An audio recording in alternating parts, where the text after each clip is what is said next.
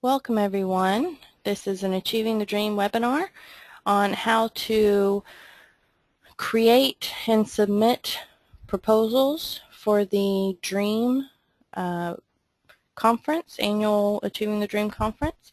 My name is Kate Doom Patel, and I have Jessica Tompkins on the line also. She's going to be helping me.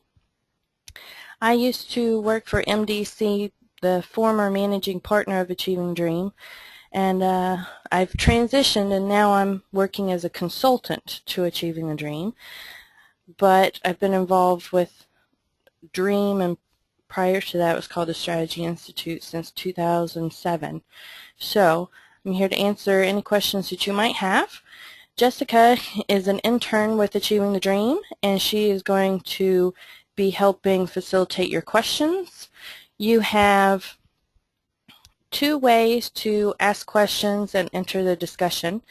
One way is there is a question text box on your GoToWebinar panel.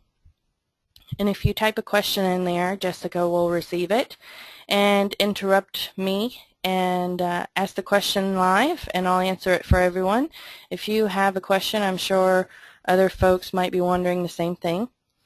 The other option is to raise your hand, and there is a little icon with a hand that you press, and Jessica will see it, and she'll know that you want to ask a question live, and she will unmute you. And this is better for longer, maybe a little bit more complicated questions, follow-up questions, etc. I am here to answer all your questions, so don't hold back. So on this webinar, we will be going through the technical side of how to submit a proposal, so you are comfortable with the online submission process. And as we go through that process, we'll be stopping and talking about content along the way, what we are looking for as far as evidence and engagement, etc., how to construct your title and workshop description. So we're going to start on the Achieving the Dream homepage, achievingthedream.org. I hope everyone has somewhat fast, relatively fast computers.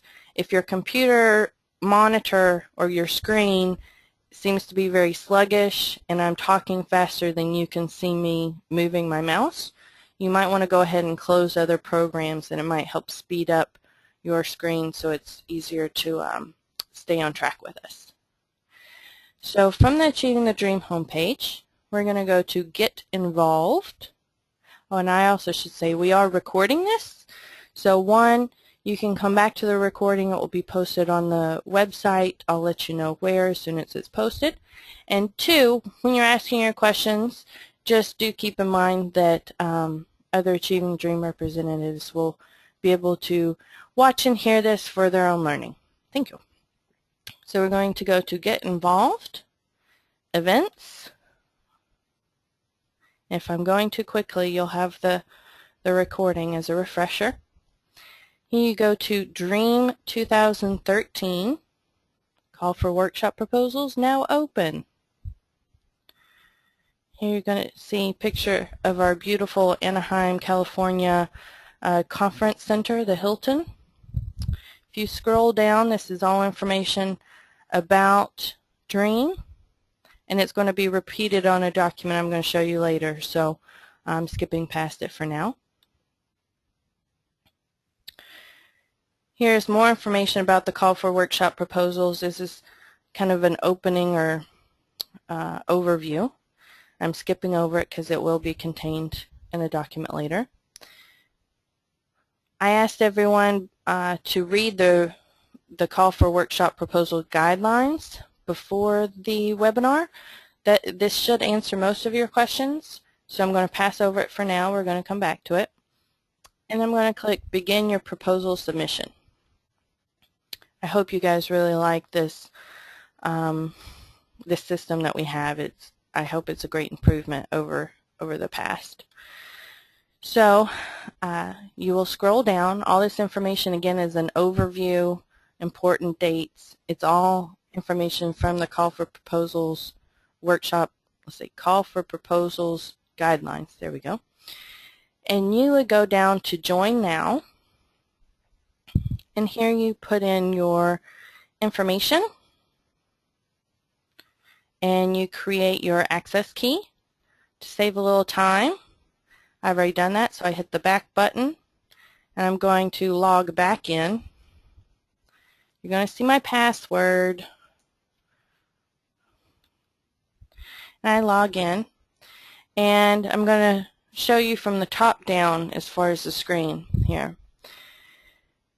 We have event information. If you want to know a little bit more about DREAM 2013, the technical stuff, you can click here. If you have any questions about the event, you can contact us. Here is your profile. You can edit it at any time. Here's all the contact information. Mine's not completely filled out. I was kind of doing it. I did a lot of testing of the system, so you'll see that in a minute. If you have any feedback for us, like, wow, this is wonderful, you can click here and submit comments for us, or if you have ways to improve it for the next year, that would be wonderful too. Here under proposals, you see I have all these that you can barely see. They say withdrawn submission. That's me going through the system and testing over and over and over. So you won't have these. You will have, click here to begin a new proposal. That's what we're aiming to do. I'll come back to that. Call for workshop proposal guidelines. Here's what I asked you to read ahead of time. And again, this should answer most of your questions. This is what we sent around in email form. It has all the themes. It has all the questions that we're going to fill out on the online submission form, types of interventions, etc., etc. So I'm going to come back here. The DREAM 2012 program is linked here. You can look at past workshop proposals. I'm going to skip way ahead if it will let me. It's loading. And you can browse titles, descriptions. Oops, it went back. You can browse titles and descriptions to see about the length and the look that we've been doing. This year will be a bit different, but this is a good example. And here are some sample proposals. I highly recommend these. There's a page of tips, workshop title, tips on workshop description. I'm going to come back to these. And there's an example. The examples, there are two, are based on what colleges have submitted in the past, but all the data are fictional, names are fictional. There's one example of an indirect intervention and one example of a direct intervention, or I should say workshop on a direct intervention. A direct intervention is a student success course or a math learning lab or a money management session in your student orientation, something that directly affects the students and something that's easy, well, I shouldn't say easy, relatively easy to measure the success or the impact it's having on students. Indirect interventions are things like improving IR capacity, things that do not directly affect students but create a better atmosphere for doing your student success work and are harder to evaluate based on student persistence measures and success measures. So you have these three great resources, the guidelines, which you just got to read before you go through this, last year's program, and two sample proposals. I'm going to walk you through submitting a proposal, and we'll talk about each aspect as we go along. So to submit, I should have told you what I was doing. I'm clicking here to begin a new proposal. So proposal title. The proposal titles can't be very long. We do have a 100-character max or 15-word max. I believe that 100 max characters includes spaces, and you really want to get to the point of what people will learn. Not the point of what you're presenting, but what people will take away, will learn a new skill, a new idea, a new framework. I'm coming up with the brilliant title of test. Oops, and I hit continue. So here is my task list for my, actually I'm going to change the name because test might get a little confusing. We're going to do webinar test. There we go. And proposal status active. You can also withdraw your proposal if you, for whatever reason, want to take it back and don't want us to consider it. Maybe you want to start all over with the submission process. You can do a withdraw and we will not consider it. It will stay on our books, but it won't be considered. And I'm clicking on update settings. Great. So here's our task list. We have the title at the top, status, we're still active. We have proposal leaders, narrative description details, supporting evidence, emerging ideas exchange, and workshop leader responsibilities.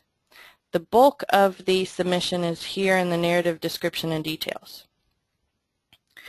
We're going to go step by step. The first step, workshop proposal leaders. Click there. There is a limit on our technology here, and when we run into these limits and think it might be confusing, we like to put things in bright red type. So you're going to put the person's information here. You can see from the drop down I've been doing this quite a bit. Here, role, I'm going to say test person is supporting workshop presenter. We have lead and supporting. Lead is the person we're going to contact first with any questions. Everyone else will have on the books as a presenter, but they won't be our main contact. And if you read here in the red, once a name is added, click on it to provide additional details. So I'm going to add workshop leader. Here again in red type, once a name is added, click on it to provide additional details. So I'm going to go to test, and since I've been doing this so many times, I already have their contact information, all false obviously, in the system. You do want to fill out each of the sections that are required with the red star. If the person has an administrative assistant, please include them, and they will be copied on the emails. The person, this being test, will also receive the emails. It will just be a CC to the admin assistant. And here, position title, this is your director of communications, your vice president of academic affairs. This is your title on campus or at your institution if you're a nonprofit organization. I'm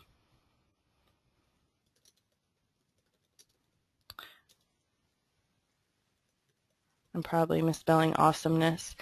Your institution, organization,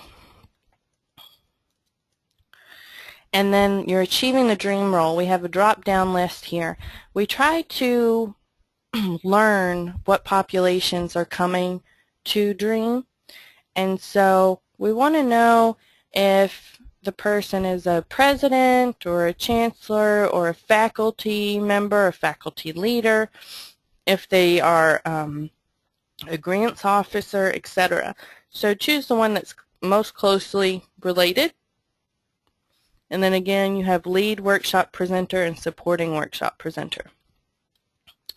Here, the biographical sketch, you don't need to include Kate Doom Patel works at Achieving Dream. It will already be listed.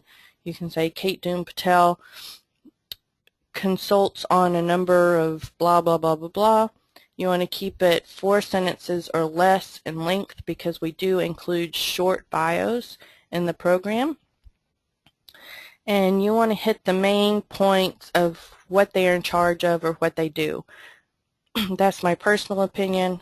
My personal opinion is that seeing all the credentials isn't very helpful when you're looking for somebody to help you on developmental math learning communities.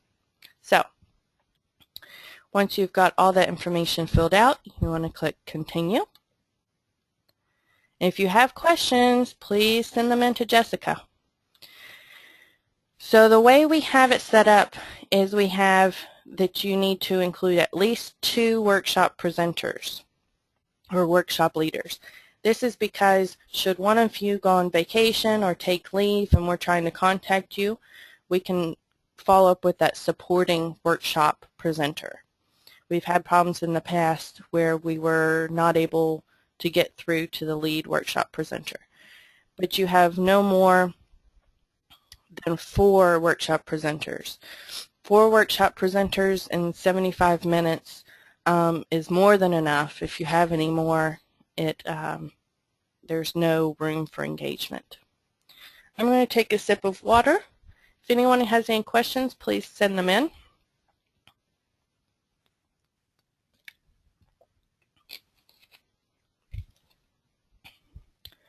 All right. I'm going to say Save Workshop Leaders. It's going to give me an error message in a minute because I only have 1 listed. See, here's my error message. Your submission needs to have a minimum of 2 workshop leaders. But for this webinar, I'm going to move forward, breaking the rules.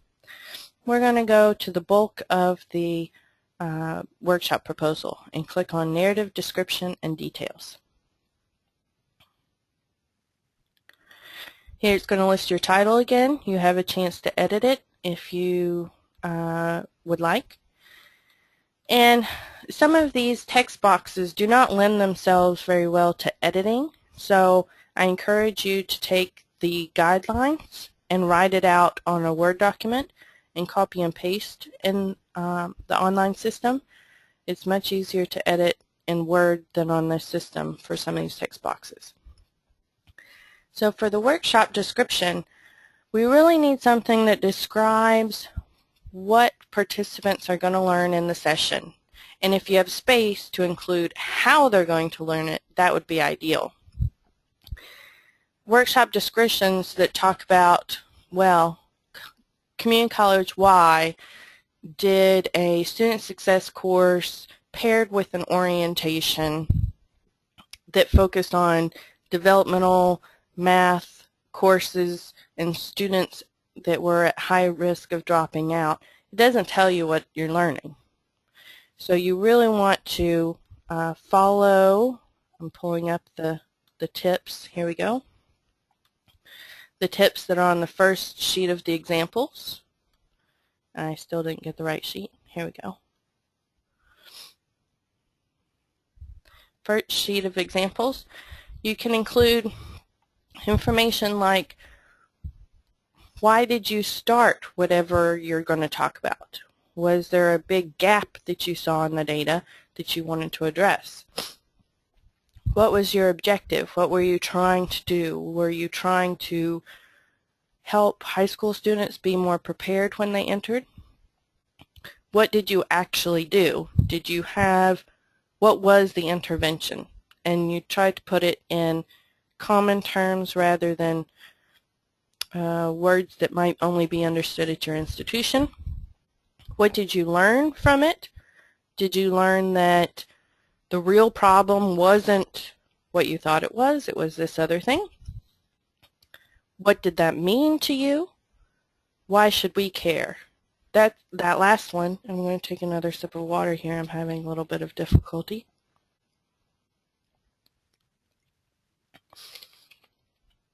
That last one of why should we care, I think, is the most important. You can do all the great things in the world, but how would it apply to someone at a different institution? Why would they want to know about what you did? Why would they want to learn about the pitfalls that you encountered? Another general tip, only use abbreviations after spelling out the abbreviated phrase or name. I find that that problem is very common in proposals. Jessica, I'm checking in. Do we have any questions yet? No, you don't have any questions yet. Okay, you guys are falling down on the job. If you have questions, send them in. Thank you, Jessica. You're welcome. So after you do, I'm sure people have questions about the description. Maybe I should talk a little bit about, actually, I'll get to that in a minute. So going forward, we have a description of each of the themes. And these, when you look at last year's DREAM program book, you'll see on each session it will have one or two little icons that help participants navigate all the various sessions. So we'll have a little icon that will be representative of broad engagement and communications. So somebody interested in broad engagement and communications can quickly flip through the program book looking for that little icon that represents the theme of broad engagement communications. Again, click on this link here for a description of each theme. It's also in the guidelines. So you want to include a primary theme. What is it mostly about? And then you want to include a secondary theme. It's optional, but most people do have a secondary theme. I want to highlight some new ones for you that we didn't have in the past. Laying the foundation for institutional reform through achieving the dream. It's a very long way to say, hey, this workshop would really help colleges in their first couple of years, maybe 3 years of achieving the dream. These are achieving the dream basic principles laid out or in what am I looking for? Or being effective. It's not, it's one of those things that you tackle early on in your achieving the dream years. And we created this because new colleges really wanted help navigating the many sessions that are out there. Some seem to be a bit over their head. They hadn't gotten to the basics, and they would go to a session that was well beyond the basics. So it can be advanced, but it's still on the principles, the basic principles of achieving the dream.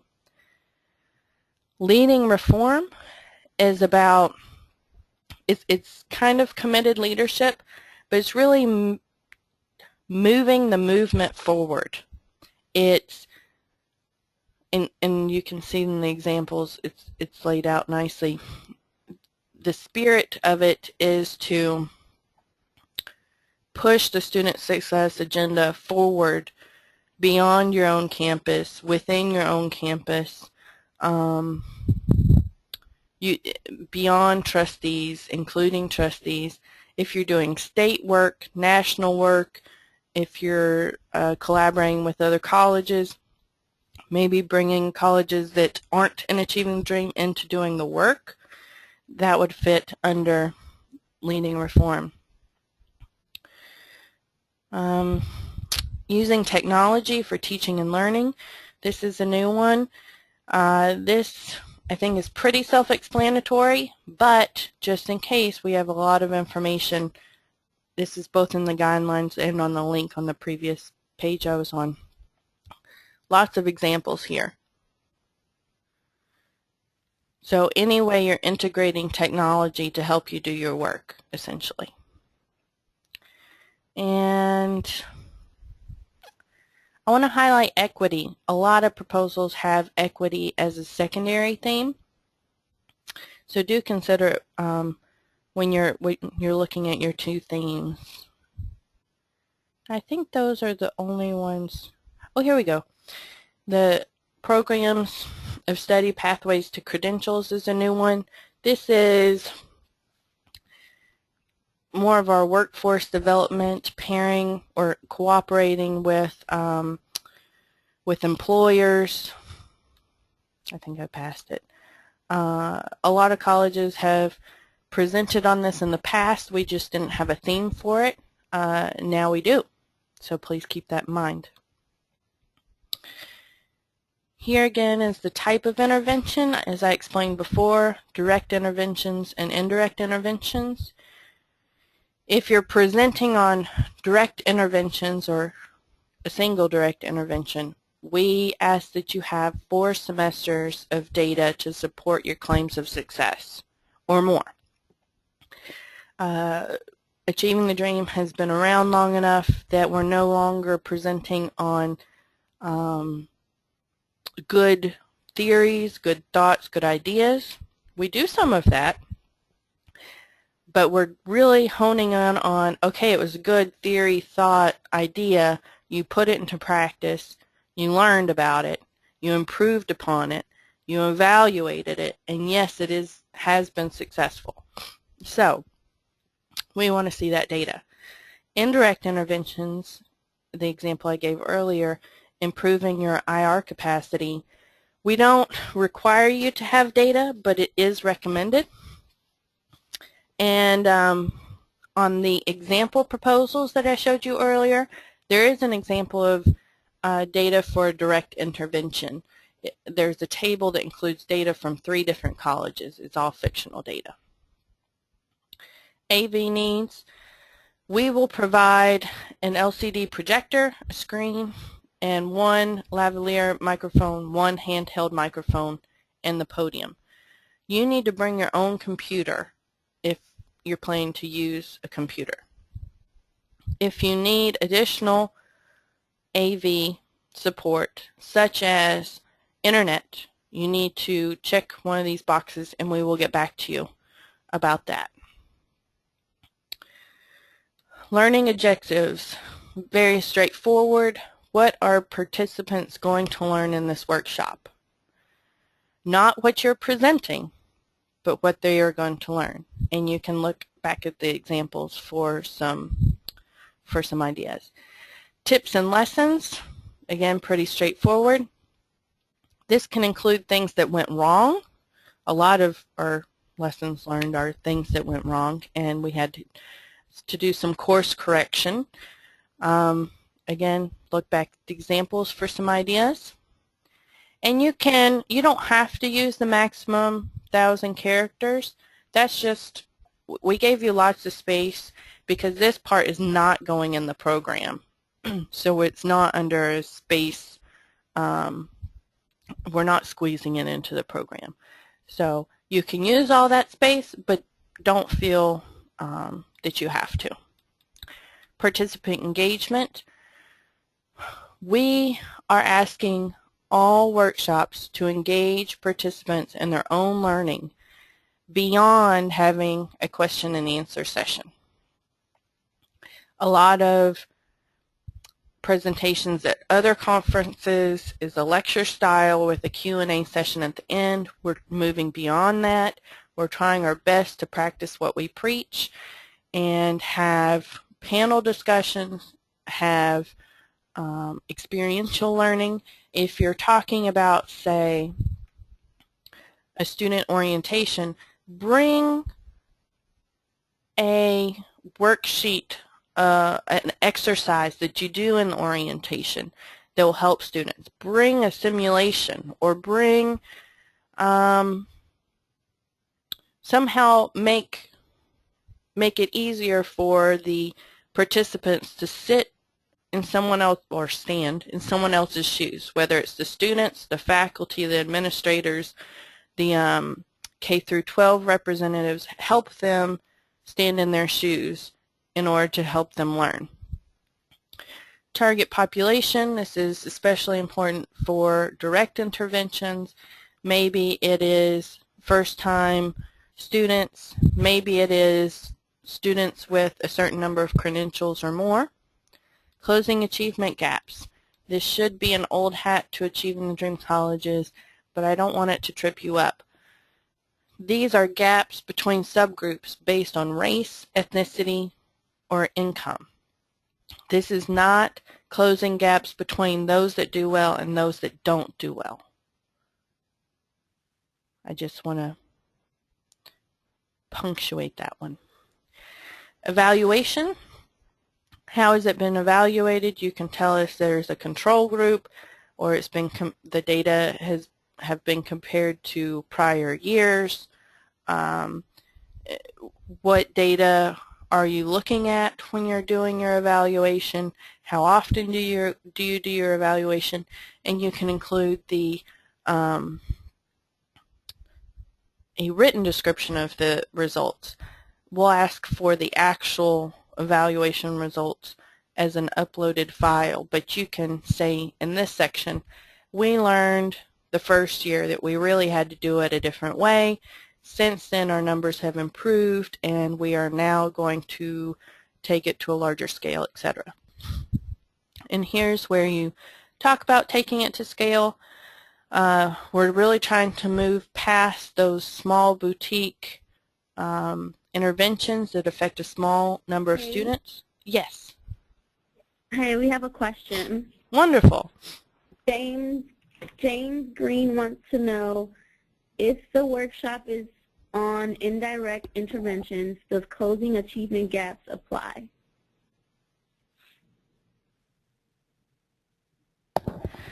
It depends. If it's not applicable, it's not applicable. Some indirect interventions say student support interventions, maybe doing professional development for student support services, could be geared toward low-income students or something like that. But sometimes it's just not applicable. In my example of the IR increased capacity, the target would be all students. You can say all students or not applicable or anything of the like. Just you don't have to, we want the true representation of your work, and so don't be shy about putting not applicable. Anything else, Jessica, on our docket? No, that was it. All right, thank you for your question. Going back to taking it to scale, we're trying to move beyond interventions that just affect a few students. We're trying to use the model of moving from more to most. So we're really looking for intervention or for workshops featuring interventions that have either started at scale, maybe it included all developmental math students, or was piloted and has been scaled. Maybe not, it doesn't have to be at full scale necessarily, but the key is that it has to be scalable. And if you've already scaled it, then we know that it's scalable. We don't want to present things that other institutions can't implement and scale on their own.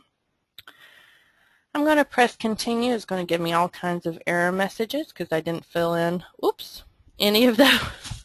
So maybe I'll just hit the back button. Oops. Now the forward button. There we go. Supporting evidence of success is the next task on our task list. If you have an indirect intervention, we do encourage you to submit data, but you do have the option of checking this box and not submitting data. An example of a really good proposal or really good workshop that I went to that didn't have supporting data was a group of presidents talking about how they have been collaborating to push the state student success agenda forward. That might not have accompanying data. If you do have data, you can choose File here and then click Submit. More information on submitting data is here. It's also in the guidelines. I bet you guys have questions about that. I'll look forward to your questions. When a task is done, it has this big green check mark. I didn't fill out the narrative description and details, and I only have one workshop leader, so I didn't complete those. But I do have this one. At least I have one check mark. We are also featuring an Emerging Ideas Exchange. If you participated in DREAM last year, it was called the Success Fair. We're changing it this year to really focus, instead of featuring everything that colleges are doing, we want this to be a place for colleges to feature things that they feel are cutting edge and they don't have the data to back it up to submit a proposal. So you're doing some really great work. You see a lot of things happening, but it's only been in place a year. You don't have enough data to submit it as a workshop proposal. So we will have a large room with tables set up and chairs set up. Each college that wants to participate in the Emerging Ideas Exchange or wants to have a table will have one, and you can set up whatever tabletop display you want. You can have handouts. You can have your laptop running a video. You can have candy. That's my favorite. And then you want to staff it with at least one person during the time we have allotted for the Emerging Ideas Exchange, so that at least that one person can answer questions and engage passersby. You can switch off and trade off. We don't want anybody to miss out on looking at other presentations, but we do want somebody there to really give the meat and potatoes of what their presentation is. So again, you see our red type if we encountered a software limitation. If you're not interested in participating, you click no, and then you have to click skip. Don't click submit. It will give you an error message. Click skip. Look at that, I got 2 green check marks. The last task is workshop leader responsibilities. And in the past we found there was some confusion over some of these points, so to limit confusion we put it in here, and we have you jerry-rig your signature kind of. You have to submit your workshop handouts, PowerPoints, information that you have readily that you can submit to us, so we put it on the website no later than January 11th. This helps colleges figure out if they want to go to your workshop. It helps them know a little bit more about what you're presenting, what kind of evidence, supporting evidence you have. And oh, by the way, I should say this. We do not take, in the past, we may decide to change it, but in the past we have not taken your evidence that you submit and put it on the website. So if you have great evidence to back up your workshop proposal, we want you to send it to this email address no later than January 11th, and that we will post on the Achieving the Dream website. It also helps participants that attended your workshop go back and look at it as a refresher. And some folks, they have so many workshops they want to attend, they have to miss out on some, but at least they can pull up your presentation materials and know if they want to contact you with further questions. Also, this is a reminder, submitting a proposal does not register you for DREAM. You must register. And each Achieving the Dream college or institution will be allotted a certain number of complimentary registrations.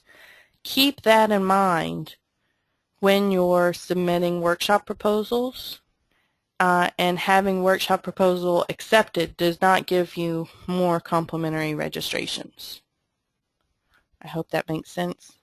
Please send a question, and if it didn't. Can you check the box that says you've read it? Okay. Yes. So we have another question. Great. When will we be notified how many complimentary registrations we will be allotted? I'm not sure of that answer. I know it will be soon. Will you send Jessica your email address and name, and we will follow up with you? Jessica, if you could actually ask Christina that after the webinar and get back to the person, that would be great. Christina Blanco was working at the American Association of Community Colleges and has been organizing the technical aspects of DREAM, like the hotel and registration.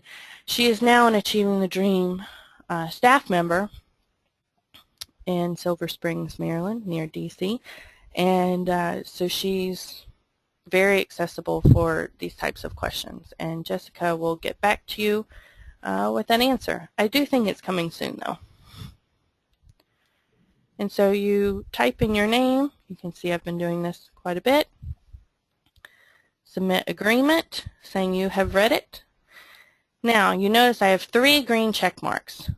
Oh no, my class is starting that I have to go teach. I need to log out. That's fine, because you can log back in and you can change it at any time. Well, I shouldn't say that. Until the closing date. You can change it until the closing date. And up here, you see the closing date. Closes 9/28. So up to, well, on 9/28, if you have a workshop leader that, I don't know, has to go to a different conference or something, you can change your leaders, or you can change your narrative. If you got great new evidence, you can include that. This is a great new feature of the new system. Other features. Well, when you go back to the home, I clicked the home button that was up here. You can see I have 2 proposals that are incomplete. One called test and one called webinar test. When you log back in, you just go to webinar test, and here's your task list, and you can edit it, complete it as needed. I'm going to go back to the submission editor here, and I'm going to go back home here. And if any time you have feedback, just fill out the little text box with your feedback and let us know. If any time you're wondering about anything that was in the guidelines, have any questions that might be addressed in the guidelines, it's right here. Sample proposals are here. To talk about what types of proposals we're looking for this year, I want to really encourage everyone to think about partnering with another college or 2. If we take, say, efforts to make college affordable, I'm making something up, and you have a great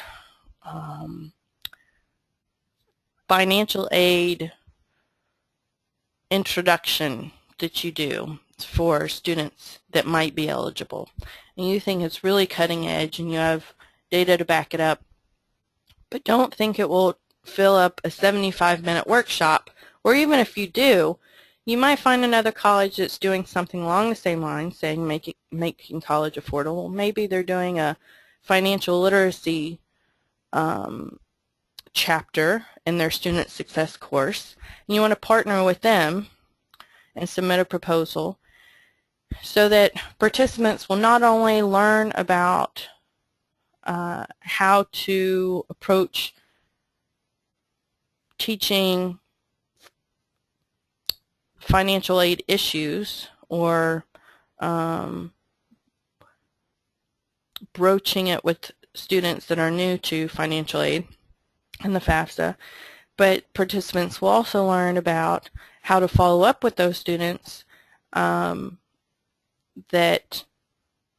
qualify for financial aid and help them manage their money and learn about money management in general, so that they can stay in school. So maybe you have the access part of helping students receive financial aid, and then you have the success part of students being able to manage their money better and stay in school. And maybe you could even find a third college that does has efforts to connect students with state and national benefits like food stamps, earned income tax credit, etc., so that they have more resources in the bank to stay in school. So those are just some examples. We think that colleges that collaborate and put in proposals have much stronger proposals. Also, 75 minutes isn't enough time to really teach everything that you know on a topic. It's enough time to open someone's mind to new ways of doing things and new opportunities. That's when you give them lots of handouts, materials. If you have a work plan, if you have maybe meeting agendas that you had from developing the intervention, hand those out, hand out your contact information. This is where the Achieving the Dream Network takes over, because other conferences you go to the session, you leave, whatever you remember is what you remember, and that's what you're left with. With the Achieving the Dream Network, once you leave, you take it back to your college and you say, hey, this is great. I never thought of connecting students with more state and federal benefits so that they have more money in the bank, and then we teach them how to better manage that money in the bank. This is genius. And your college says, okay, well, write up a proposal on how we do this. That's when you go back to the colleges that were presenting and you ask for a phone call and you follow up with them. Being accessible and being a network is absolutely crucial to Achieving the Dream colleges. So having multiple colleges presenting new ideas and then including contact information, handouts, resource materials, evaluation guides, how they evaluated their intervention. I'm looking for another word too that has left me.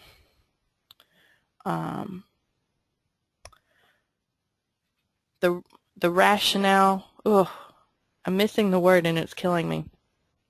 But a document that lays out what the problem is, how you're going to address it, how you're going to evaluate it, how you're going to know if it's effective or not. I'm sure one of you listeners can help me with the terminology.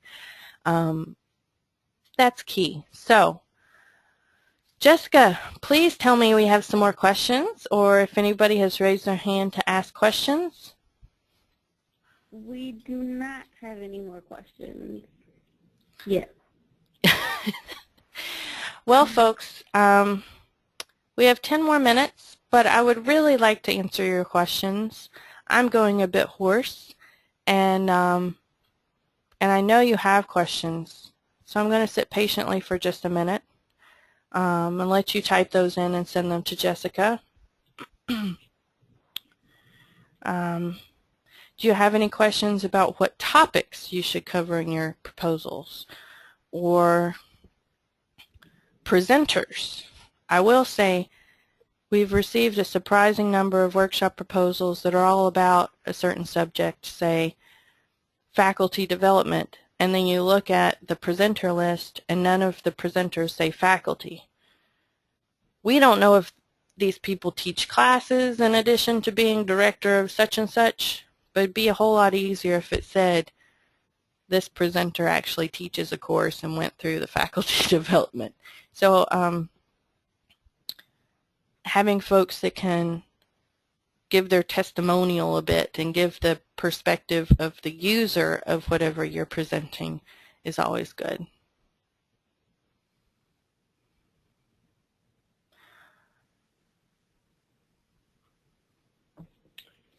Okay, we have a question. Great. Do you consider videos of students talking about their learning as evidence? No, We don't.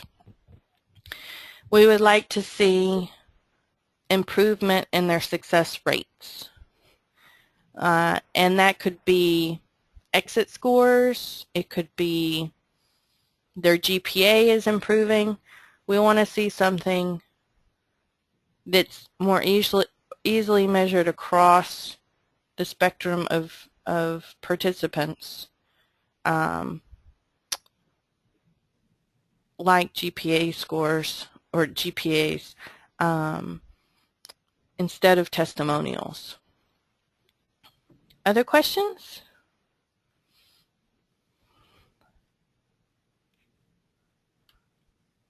Jessica, do we have anything else? No. Okay. Oh, I will say student testimonials would be great incorporated into your presentation. Maybe you are telling participants what you did, how you did it, and then you go through an activity with them that students do in the classroom or do in their support services, or you share an activity that faculty did during professional development, and you ask participants at dream participants, so how did that make you feel? What did you learn? And maybe then you play a short snippet or two about how participants back at your college felt about it or what they learned from it. It's great to give a face to the numbers that we do ask you for when you submit evidence, but those faces are best used in the workshop. And Jessica, if that's all, I'm going to go ahead. Yes. Oh, yes, that's it. I haven't had any new questions. Okay, well, I'm going to thank everyone for joining us, and I'm going to sign off. My email address, if you have any follow-up questions, is Kate, K-A-T-E, Doom, D as in David, O-O-M as in mother, @gmail.com. You can send me follow-up questions. And I wish everyone a great day, and I will let you know when the recording is processed and up on the website. Thank you, Jessica, for your help and support. You're welcome. Talk to everyone. Hopefully see you all at Dream. Bye. Right.